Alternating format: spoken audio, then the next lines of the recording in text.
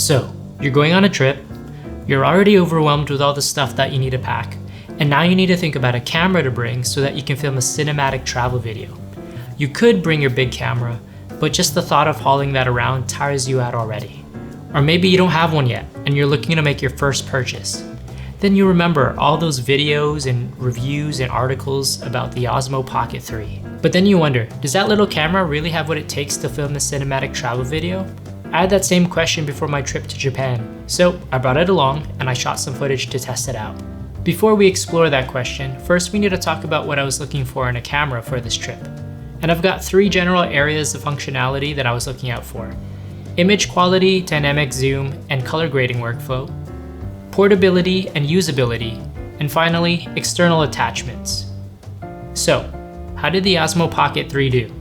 Of course, to start things off, we're going to take a look at what's inside the box. And I've got the creator combo, so there are a few things included.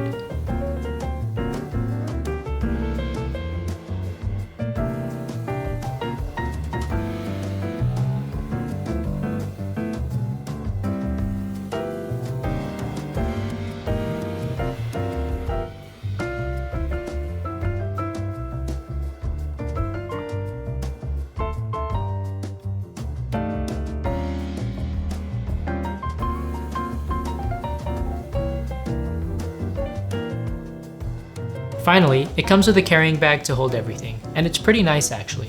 It feels robust and the material feels pretty thick, but I do have one gripe with it, which is that everything just barely fits into the bag. So if you pack it the wrong way, it's kind of difficult to close. It's not a huge deal, but I thought it was worth mentioning. We'll talk about those items later, but let's just jump into the part that most people will find interesting first. How does the footage from the Osmo actually look? And in short, I'm really loving the images that I'm getting from this little thing.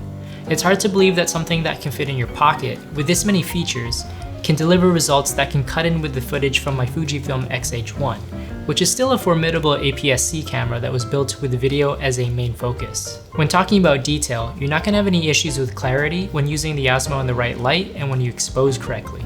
In fact, for the style that I was going for, I had to turn down the sharpness because I thought everything was just too clear. So you can do that in the Osmo settings. I had mine turned all the way down to -2. I even added additional film blur in post during the color grading. And speaking of color grading, I found that it was quite easy to match the footage from my X-H1 and the Osmo. So as a result, both took to my Kodak 2383 inspired grading quite well. For this trip, I shot in HLG and not D-Log-M, and this is because HLG is a recognized picture profile with a standardized color grading workflow, and D-Log-M does not. D-Log-M is a proprietary picture profile, so this means that there isn't a mathematically correct way to grade it, and I just thought that it was easier for me to use HLG in my workflow. I'm not too much of an expert when it comes to picture profiles or the differences between them, so I'm going to link this creator's video here for more about HLG. And then when it comes to dynamic range, at least from the eye test, I was getting some really good results from the Osmo. But I did want to quantify that a little bit, so I did conduct some really crude tests to see what the dynamic range on the Osmo really was like. And these tests do show that it was getting just under 13 stops of dynamic range when filming in HLG, which is really quite good when you compare that to the 11.2 stops of dynamic range that Fujifilm's F-Log has, which is what I was using on the X-H1. And F-Log is something that's been used for ages now, including for professional shoots. So if 11.2 is good for those scenarios, the 13 or just under 13 stops that we're getting with the Osmo is more than good enough for what I'm using it for. I do think one area where the Osmo struggles is in low light performance, so think like a dimly lit bar or a restaurant, which makes sense though because of how small the camera is. But once you start pushing past 2500 ISO or maybe 3200 ISO, your image starts to get really soft and you start to see some more of that noise and artifacting. But overall, like I mentioned, if you're going to use the Osmo in the right light and expose correctly, the image is going to look good, and I've been really happy with it. Alright, now let's talk about the portability and the usability of this thing. And I gotta say, filming with the Osmo is an absolute joy.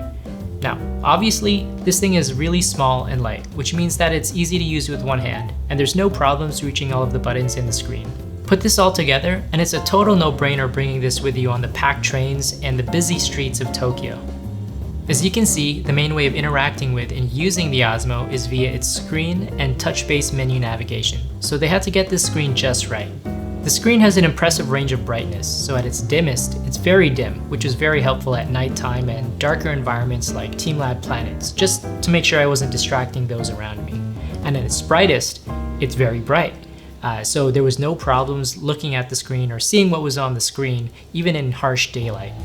Now, there is a downside to this screen, and it's the size. And I get it, there's a compromise between making the device small enough so that it's pocketable, but large enough so that the screen is still usable. The screen is still usable, so I think they hit that spot. But the screen is small enough that sometimes I fumble my way through that touch-based navigation. Now, let's talk about the software features that I relied on while I was on this trip. The main video settings, such as exposure and focus, can be accessed via a swipe from the right side of the screen. There's a basic menu that offers a slimmed down list of settings, and then a Pro menu, which lists out the rest of the settings. I'm going to be focusing on this Pro menu because that's what I used. Here, you can change all of the main video settings you'd expect. So there's ISO, shutter speed, EV, focus mode, and color profile. While I typically set my ISO manually, I did find utility in using the auto ISO feature that's available on the Osmo. This is really helpful when you're moving throughout environments that have varying lighting conditions. So for example, this was helpful when I was moving up a mountain in Nikko on a bus that was driving on a road that was weaving in and out of tree cover. I found that setting the target EV to 0 or +1 and limiting the top ISO to 2000 or 2500 gave me the best results. Some other settings that I found really useful include being able to save your settings into separate profiles, a 2.35 to 1 framing guide, and the ability to change how the gimbal movement behaves. I stuck with the default mode and the fastest speed because I knew it would fit the shots that I needed, which were stationary or moving from one angle to the next really quickly to make sure I'm catching all the attractions. Finally, let's talk about the Osmo's attachment ecosystem. The attachments that do come with the Creator Combo cover most of the functionality that I'm looking for. A basic handle offers a 1/8 inch thread mount, allowing me to attach the camera to the included mini tripod or any other mounting accessory. I didn't use the mini tripod too much, but it was particularly useful when filming myself. And then there's the battery handle, which offers the same functionality, with the addition, of course, of the battery, which provides an extra maybe around 1 hour of record time. There's also a wide-angle lens, which I didn't really use too much on this trip, but I have used for a previous video. And then finally, there's the DJI Mic 2, which I didn't actually use too much on this trip, but I am using it to record this video. An essential attachment that isn't included in the Creator Combo are ND filters. Now, because the aperture is quite wide and you can't change it, you're gonna need ND filters to maintain that 180-degree shutter angle, especially in broad daylight. There are ND filters that you can buy separately, both from DJI and third parties, but they all work the same. And they're basically these little pieces that attach by magnets. I have two thoughts on these kinds of ND filters. First, the idea to use magnets like this seems like it should be good. It feels like you should be able to switch between filters quite quickly. In practice though, switching between filters is a huge pain. The filters are so small and the magnets are so strong that my fingers have difficulty pulling them off. The filters would often just lift a little bit and then snap right back onto the glass. There was also an almost equal chance that once I did get the filters off, I would drop them just because of how small they are. So, for my next trip, I'm definitely going to look into variable NDs so that I minimize how often I need to change filters. Overall, I'm really satisfied with the Osmo, and I'm glad I brought it with me on this trip. I was able to get some shots that normally would have been kind of difficult to get if I were to use the big camera. And hypothetically, if the Osmo was my only camera on this trip, I think I would have been okay with that. That would mean missing out on different lenses and avoiding extremely dark scenes, but I think I would have taken that into account when shooting. I hope this video was useful, and I'm kind of interested. What would you bring on your trip?